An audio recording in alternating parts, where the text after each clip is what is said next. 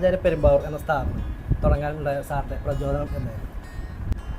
തുടക്കത്തിൽ നിങ്ങളെപ്പോലെ തന്നെ ഒരു ഉദ്യോഗാർത്ഥി എന്നുള്ളൊരു രീതിയിലായിരുന്നു നമ്മുടെ പഠനം സ്റ്റാർട്ട് ചെയ്തത്. അന്ന് സഹകരണ മേഖലയായിട്ട് ബന്ധപ്പെട്ട ഓപ്പർച്യൂണിറ്റീസൊന്നും നമുക്ക് അത്രയധികം ഒരു ധാരണയൊന്നും ഉണ്ടായിരുന്നില്ല. പിന്നെ നമ്മൾ പഠിപ്പിച്ചും മുമ്പോട്ട് പോയപ്പോൾ ഒരുപാട് അവസരങ്ങളും കാര്യങ്ങളും അന്ന് ഈ പറഞ്ഞിട്ടുള്ള junior cooperative inspector, CSEB clerk ക്യാഷ്യറിനേക്കാളും കൂടുതൽ ജില്ലാ ബാങ്ക്, ഇന്നത്തെ കേരള ബാങ്ക് ജില്ലാ ബാങ്ക് ക്ലർക്ക് ക്യാഷ്യർ, അതിനുശേഷം ഓട്ടോമാറ്റിക്കായിട്ട് പിന്നെ ഒരു CSEBയിലെ ഒരു ട്രെൻഡിലേക്ക് കൂടെ വന്നപ്പോൾ ഒരുപാട് പേർക്ക് ഒരു അവസരം കിട്ടുന്നൊരു മേഖലയാണ്. അപ്പോൾ നമുക്ക് ജോലി കിട്ടി വരുന്നൊരു അവസരത്തിൽ നമ്മുടെ ഒപ്പം പഠിച്ചവരും അതുപോലെ തന്നെ നമ്മുടെ ജൂനിയേഴ്സായിട്ട് വന്നവരും അവരുടെ ഒരു ആവശ്യപ്രകാരം ഒരു ബെറ്റർ ഇൻസ്റ്റിറ്റ്യൂട്ട് അതിനൊരു ഓപ്ഷൻ കൊടുക്കുക എന്നുള്ള രീതി തന്നെയാണ് നമ്മൾ സ്റ്റാർട്ട് ചെയ്തത്. അങ്ങനെയാണ് ഇതിൻ്റെ ഒരു തുടക്കം നമ്മളിലേക്ക് ഈ ഒരു ഇൻസ്റ്റിറ്റ്യൂട്ടിലേക്ക് കടന്നു വരുന്നത്. സാറ് ദ്രോണാചാര്യ പെരുമ്പാവൂർ എന്ന സ്ഥാപനത്തിൻ്റെ തുടക്കകാലത്ത് നേരിട്ട ഏറ്റവും വലിയ വെല്ലുവിളികളുണ്ടായിരുന്നു? തുടക്കകാലങ്ങളിൽ നമുക്ക് CSEB കോപ്പറേറ്റീവ് സർവീസ് എക്സാമിനേഷൻ ബോർഡിൻ്റെ ഇത്രയധികം വേക്കൻസികളൊന്നും റിപ്പീറ്റഡ് ആയിട്ടൊന്നും വരുന്നില്ല. അപ്പോൾ അന്ന് നമുക്കുണ്ടായിരുന്ന സ്റ്റുഡൻസ് എന്ന് പറഞ്ഞു കഴിഞ്ഞാൽ ഒരു മിനിമം ആയിരുന്നു.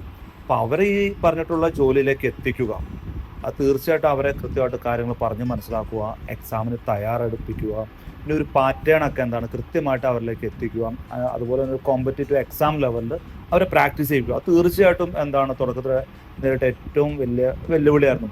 എനിക്ക് തോന്നുന്നു ഫസ്റ്റ് ബാച്ച് ഏകദേശം ഒരു 50ഓളം സ്റ്റുഡൻസിനെ വെച്ചിട്ടാണ് നമ്മൾ സ്റ്റാർട്ട് ചെയ്തത്. 50ൻ്റെ ഒരു 70ൻ്റെ ഇടയ്ക്കോ സ്റ്റുഡൻസ് ഉണ്ടായിരുന്നു. പക്ഷേ ഗ്രാജുവലായിട്ട് റെഗുലറായിട്ട് വന്നുകൊണ്ടിരുന്ന 50 സ്റ്റുഡൻസ് ആയിരുന്നു.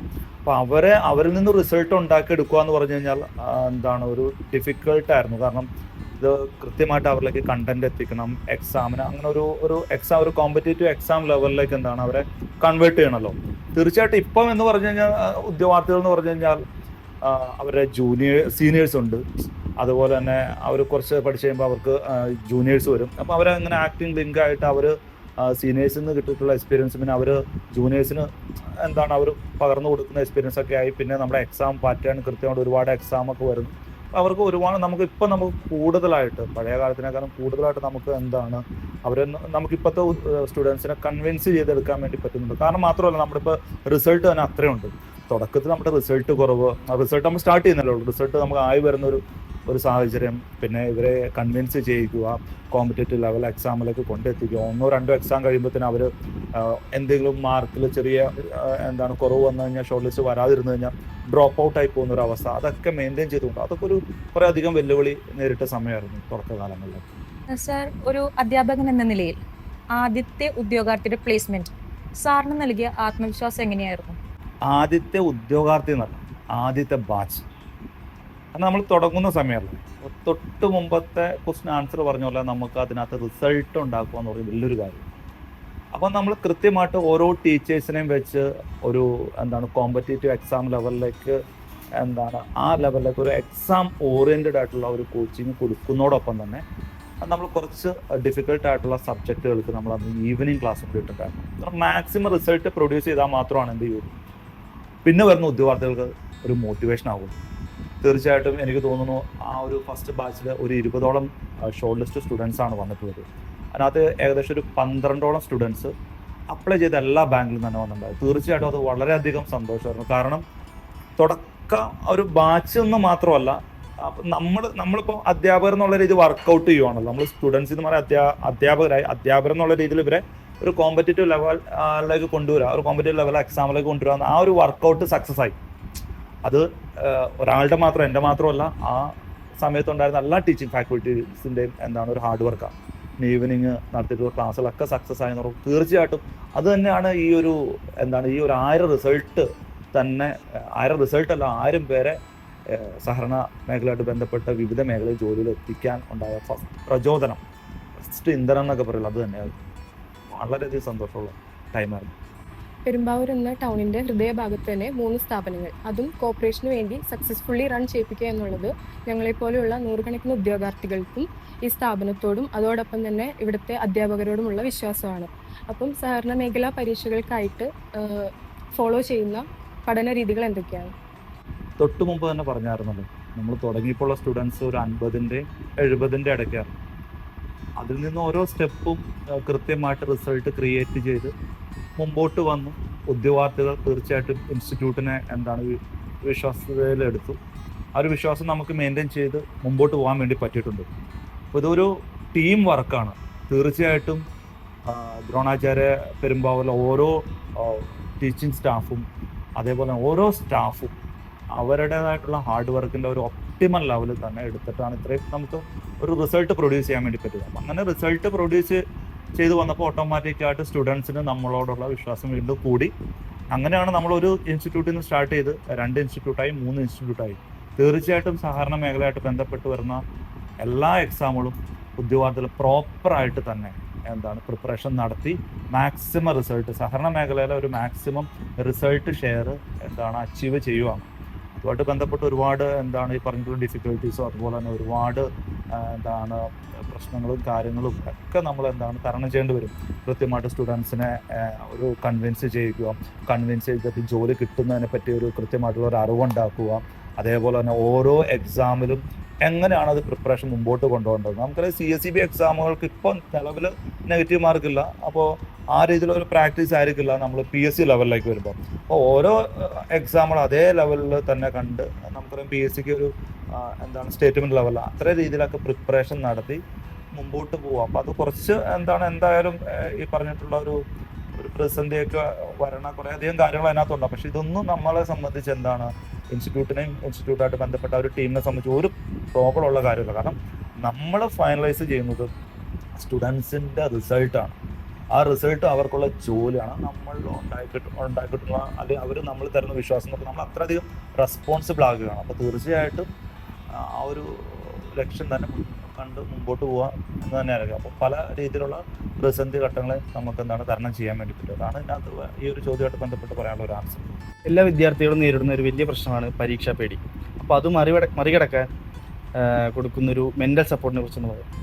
പരീക്ഷാ പേടി മറികടക്കാൻ കൊടുക്കുന്ന മെൻ്റൽ സപ്പോർട്ട് എന്ന് പറഞ്ഞാൽ നമ്മളിവിടെ നടത്തുന്ന കോമ്പറ്റേറ്റീവ് എക്സാം CSEB എങ്ങനെയാണോ ബോർഡ് എക്സാം നടത്തുന്ന അതേ ഒരു പ്രഷർ കൊടുത്തുകൊണ്ട് തന്നെ അതുപോലെ തന്നെ PSC എങ്ങനെയാണോ എക്സാം നടത്തുന്നത് അപ്പോൾ ആ ഒരു ലെവലിൽ ചെറിയൊരു പ്രഷർ കൊടുക്കും. അപ്പോൾ നമ്മൾ ഓട്ടോമാറ്റിക്കായിട്ട് അവർ ഗ്രാജുവലായിട്ട് ഓരോ എക്സാമിലും നമ്മൾ കൃത്യമായിട്ട് എക്സാം കഴിയുമ്പോൾ ആൻസർ കീ കൊടുക്കുമ്പോൾ അവർക്കുണ്ടായിട്ടുള്ള ആ ഒരു എക്സാം എഴുതിയ പോരായ്മകൾ മനസ്സിലാക്കി കൊടുക്കും. ഡബിൾ മാർക്കിംഗ് എന്നുണ്ടെങ്കിൽ അതിൻ്റെ കാര്യങ്ങൾ അതുപോലെ തെറ്റിപ്പോയിട്ടുള്ള കാര്യം കൃത്യമായിട്ട് അവരോട് അനാലിസിസ് ചെയ്യാൻ വേണ്ടി പറയും. തെറ്റിപ്പോയിട്ടുള്ള ക്വസ്റ്റ്യൻസ് കൃത്യമായിട്ട് തന്നെ അത് മനസ്സിലാക്കി അത് ആ തെറ്റ് വരാതിരിക്കാനുള്ള രീതിയിൽ നമ്മൾ ആ ഒരു ക്വസ്റ്റ്യൻസ് എഴുതാൻ വേണ്ടി പറയും ബുക്കിലേക്ക്.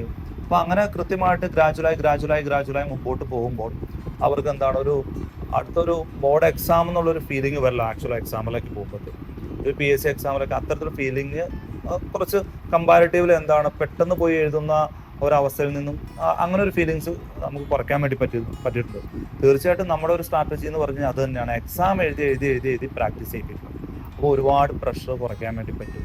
അതുപോലെ തന്നെ നമ്മൾ അത് അനുസരിച്ച് ഓരോ എക്സാം കഴിയുമ്പോൾ അവർക്ക് മെൻ്റൽ സപ്പോർട്ട് കൊടുക്കാറുണ്ട്. അതിപ്പോൾ ബോർഡ് എക്സാം ആയാലും PSC എക്സാം ആയാലും പിറ്റേ ദിവസം വരുന്ന ക്ലാസ്സുകൾ നമ്മൾ കൃത്യമായിട്ട് ആ ഒരു ക്വസ്റ്റ്യൻ പേപ്പർ അനാലിസിസ് ചെയ്ത് എങ്ങനെയായിരുന്നു അതിൻ്റെ ഒരു എക്സാമിൻ്റെ ഒരു പാറ്റേൺ, ഹാർഡായിരുന്നു, അതുപോലെ തന്നെ ഈ പറഞ്ഞ ഒരു മീഡിയം റേഞ്ച് ആയിരുന്നു, അതുപോലെ സിമ്പിൾ ലെവലായിരുന്നു, അങ്ങനെയൊക്കെയാണ് നമ്മൾ അനാലിസിസ് ചെയ്ത് കൊടുക്കാറുണ്ട്. അപ്പോൾ അത് റിപ്പീറ്റഡ് ആകുമ്പോഴത്തേനും അവർക്ക് നമ്മൾ അവരുടെ ഒരു പ്രഷറും കാര്യങ്ങളെല്ലാം അതുപോലെ നമുക്കൊരു മെൻ്റൽ സപ്പോർട്ടും കൊടുക്കാൻ വേണ്ടി പറ്റും. അത്തരത്തിലുള്ള സ്ട്രാറ്റജി എക്സാം വഴി തന്നെ അവരെ പ്രാക്ടീസ് ചെയ്യിപ്പിക്കുക.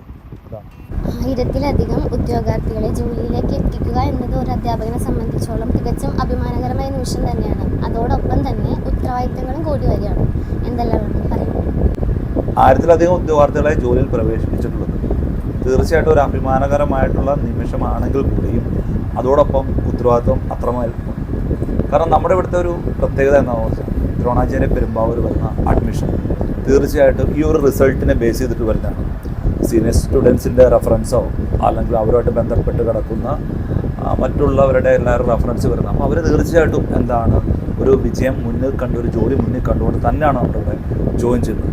ഒരു കോമ്പറ്റേറ്റീവ് എക്സാം കോച്ചിങ് സെൻറ്റർ എന്നുള്ള നിലയ്ക്ക് തീർച്ചയായിട്ടും അതേപോലെ തന്നെ റിസൾട്ട് മുമ്പോട്ട് കൊണ്ടുപോകേണ്ടതുണ്ട്. അതിനായിട്ട് ഒരു ടീമായിട്ടുള്ള വർക്ക് ഇപ്പോൾ നമ്മളിപ്പോൾ എന്താ ടീം വർക്ക് ആണ് നമ്മൾ കൊണ്ടുപോയിട്ടുള്ളത്. ആ ടീം വർക്ക് വീണ്ടും അതേപോലെ തന്നെ കൊണ്ടുപോകേണ്ടതുണ്ട്.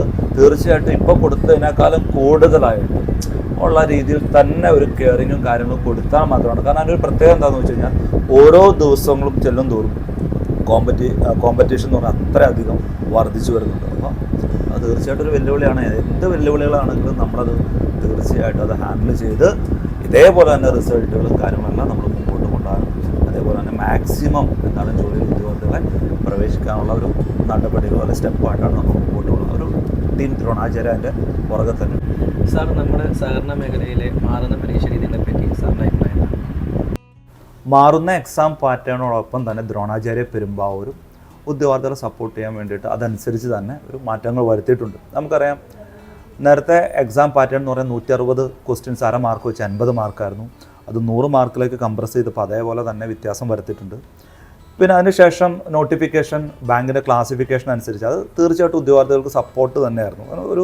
ഒരു ഐഡിയ കിട്ടുന്ന രീതിയിൽ തന്നെയായിരുന്നു. കാരണം സൂപ്പർ ഗ്രേഡ് ബാങ്കുകൾ ഏതാണ്, സ്പെഷ്യൽ ഗ്രേഡും ക്ലാസ് 1 ഏതാണ്, 2 മുതൽ 7 വരെ ഏതാണ്. പക്ഷെ അതിനുശേഷം അത് സോണൽ വൈസിലേക്ക് തിരിച്ചായിരുന്നു. അത് കുറച്ച് ഡിഫിക്കൽട്ടായിരുന്നു. കാരണം സൂപ്പർ ഗ്രേഡ് തന്നെ പല സോണായിട്ട് തിരിക്കുക, സ്പെഷ്യൽ ഗ്രേഡും ക്ലാസ് 1 സോണായിട്ട് തിരിക്കുക. അപ്പോൾ ഉദ്യോഗാർത്ഥികൾ ഒരുപാട് എക്സാം എഴുതുന്നത് അത് കുറച്ച് ഡിഫിക്കൽട്ടായിട്ട് തന്നെ ഉദ്യോഗാർത്ഥികൾ പറഞ്ഞിട്ടുണ്ടായിരുന്നു. അപ്പോൾ ഉദ്യോഗാർത്ഥികൾ തന്നെ കുറേ നിവേദനമൊക്കെ കൊടുത്ത് ഇപ്പോൾ വന്നേക്കുന്ന നോട്ടിഫിക്കേഷൻ വീണ്ടും ക്ലാസിഫിക്കേഷൻ്റെ ബേസിൽ തന്നെ ഒരു 3 കാറ്റഗറി തിരിച്ചിട്ടാണ്. അത് തീർച്ചയായിട്ടും എന്താണ്, അത് ഉദ്യോഗാർത്ഥികൾക്ക് തന്നെ കൃത്യമായിട്ട് ബാങ്കിനെ കുറിച്ചൊരു അവയർനെസ് കിട്ടാനും അവർക്കതനുസരിച്ച് പ്രിപ്പറേഷൻ നടത്താനും ബാങ്കിൽ അപ്ലൈ ചെയ്യാനുള്ള ഒരു കൃത്യമായിട്ടൊരു ഐഡിയ കിട്ടും. തീർച്ചയായിട്ടും ഏത് ലെവലിലും എങ്ങനെ മാറ്റം വരുത്തിയാലും ഉദ്യോഗാർത്ഥികൾക്ക് ജോലി കിട്ടുന്ന രീതിയിൽ തന്നെ ടീം ദ്രോണാചാര്യ പെരുമ്പാവൂർ നിങ്ങളുടെ ഒപ്പം തന്നെ ഉണ്ടാകും. ഓക്കെ, തീർച്ചയായിട്ടും ഇങ്ങനൊരു ഡിസ്കഷനിൽ പങ്കെടുത്ത നിങ്ങൾക്കെല്ലാവർക്കും നന്ദി പറയുന്നു. അതോടൊപ്പം നിങ്ങൾ ദ്രോണാചാര്യ പെരുമ്പാവൂരിൽ വന്ന് പഠിച്ചു ഓഫ്ലൈനായിട്ട്, അതോടൊപ്പം ഓൺലൈൻ കോഴ്സും അതോടൊപ്പം സബ്സ്ക്രൈബ് ചെയ്തിട്ടുള്ളവരുണ്ട്. നിങ്ങൾക്ക് എന്ത് പ്രത്യേകതയാണ് ഇവിടെ വന്ന് പഠിച്ചിട്ട് നിങ്ങൾക്ക് തോന്നിയത്? എന്തൊക്കെയാണ് നിങ്ങൾക്ക് കിട്ടിയിട്ടുള്ളൊരു മോട്ടിവേഷൻ, അഡ്വാൻറ്റേജസ്? നിങ്ങൾ എല്ലാവരും തന്നെ ഷോർട്ട് ലിസ്റ്റ് വന്നിട്ടുള്ളവരാണല്ലോ. അതുമായിട്ട് ബന്ധപ്പെട്ട് നിങ്ങൾക്ക് എന്താണ് സ്റ്റുഡൻസിനോട്, കാരണം ഒരുപാട് ഉദ്യോഗാർത്ഥികൾ സഹകരണ മേഖലയിലേക്ക് ജോലിയായിട്ട് ബന്ധപ്പെട്ട് ഓരോ ദിവസങ്ങളും നമുക്ക് അഡ്മിഷനും ആയിട്ട് ഓൺലൈനും ഓഫ്ലൈനൊക്കെ ആയിട്ട് വരുന്നുണ്ട്. അപ്പോൾ അവർക്കൊക്കെ തീർച്ചയായിട്ടൊരു മോട്ടിവേഷനായിരിക്കും നിങ്ങളുടെ എക്സ്പീരിയൻസ്. അപ്പോൾ അതൊന്നും നിങ്ങൾക്ക് ഷെയർ ചെയ്യാവും. ആദ്യം തന്നെ താങ്ക് യു സാർ, ഞങ്ങൾക്ക് ഇവിടെ വന്ന് പഠിക്കാൻ ഇങ്ങനെ അവസരം തന്നതിൽ. പിന്നെ ഞാനിവിടെ പഠിക്കാൻ വരുന്ന സമയത്ത് എനിക്ക് ഒരാഗ്രഹം ഉണ്ടായിരുന്നു ജോലി കിട്ടണമെന്നുള്ളത്. പക്ഷേ അപ്പോൾ ഒരു കോൺഫിഡൻസ് ഉണ്ടായിരുന്നില്ല. പക്ഷേ ഇവിടെ വന്ന് കുറേ വീക്ക്ലി എക്സാംസും അതുപോലെ ഡെയിലി എക്സാമുകളും പിന്നെ ഇവിടുത്തെ ക്ലാസ്സുകളും ഒക്കെ അറ്റൻഡ് ചെയ്തതിന് ശേഷം എനിക്ക് ആഗ്രഹം മാത്രമല്ല, എനിക്ക് കോൺഫിഡൻസും കൂടാൻ തുടങ്ങി. അപ്പോൾ ഇങ്ങനെ എക്സാമുകൾ എഴുതുന്ന വഴി നമുക്ക് CSEBയുടെ എക്സാം എഴുതുമ്പോഴും ആ ഒരു ടെൻഷനൊക്കെ കുറയാൻ പറ്റി. ഇപ്പോൾ CSEBയുടെ ഒരു എക്സാം എഴുതുന്നതിൽ എനിക്ക് ഒരുപാട് കോൺഫിഡൻസ് ഉണ്ട് എഴുതാനായിട്ട്.